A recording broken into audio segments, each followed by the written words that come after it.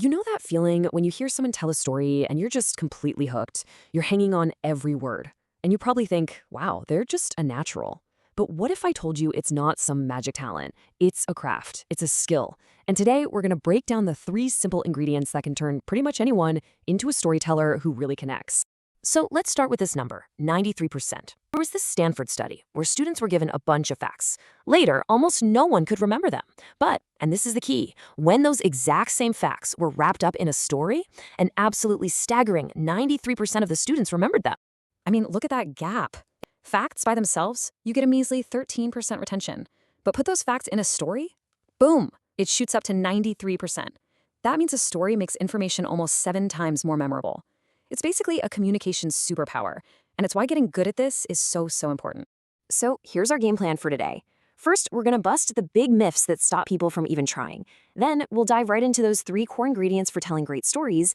And finally, we'll talk about the master skill. Okay, so before we can start building up this skill, we gotta clear the ground a little. We have to get rid of the myths that stop us in our tracks before we even begin.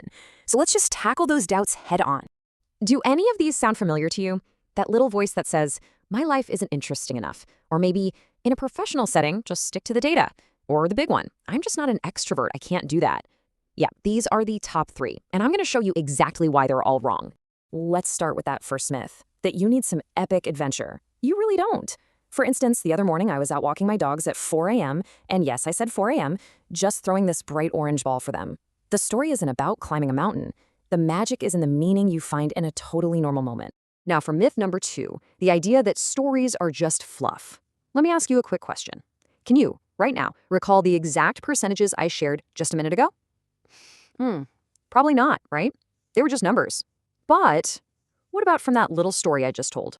I bet you remember this, the bright orange ball from my dog walk. It's a tiny detail, seems totally random, but for some reason, that little image sticks in your brain, doesn't it?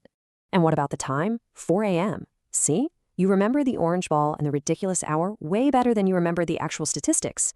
And that's the whole point. The so-called fluff is actually the glue. It's what makes the important stuff unforgettable. Okay, myths busted. Now we can get to the fun part, building our toolkit. And the very first ingredient that can totally transform a story is specificity. This is the secret to stop telling people things and start showing them. Look at the difference here. If I say, I was nervous, okay, you get it, it's a fact. But if I say my palms were sweaty and the paper in my hands started to wrinkle because they were shaking, well, now you don't just understand it, you start to feel it. That specific detail makes it real. So how do you get specific? It's actually super simple. Just use this little checklist. When you're thinking about a moment, just ask yourself, what did I see? What did I hear? What did I smell, taste, touch? And of course, what was the core emotion I was feeling? You don't need all of them. Just pulling in 1 or 2 of these sensory details can make a whole scene just pop. And there's some really cool science that explains why this works so well.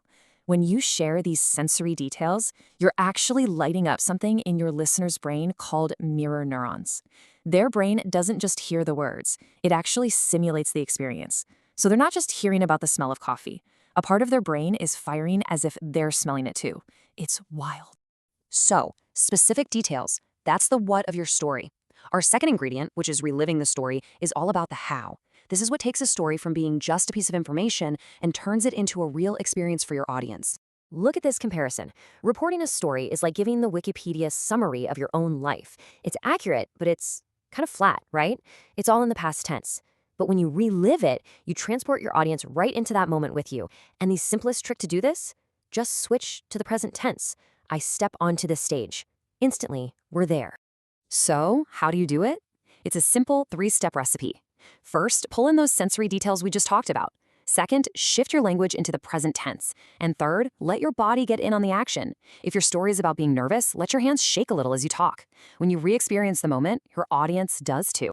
And now we're at the final ingredient. You can tell a super specific relived story, but if your audience is left at the end thinking, okay, so what?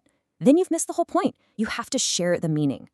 This phrase right here, this is the magic phrase. It's the bridge. It's what connects your personal story to a universal lesson that becomes a gift for your audience. This is how you take a story from being about you to being about us. The best storytellers all follow this simple path. They deliver the punchline, what actually happened. Then they deliver the point, the lesson they learned from it. And then, and this is crucial, they deliver the relevance, what that lesson means for the people listening. As we start to wrap up, I just want to leave you with this one really powerful idea. We've been talking all about how to tell your stories, but don't ever forget that every single day you are writing them. You're the author. You are holding the pen. Because ultimately, this isn't just about becoming a better speaker. It's about living more intentionally. The most unforgettable stories are the ones we choose to live first, so we have something powerful to share later. So the final question isn't just what story will you tell? It's what story will you choose to live?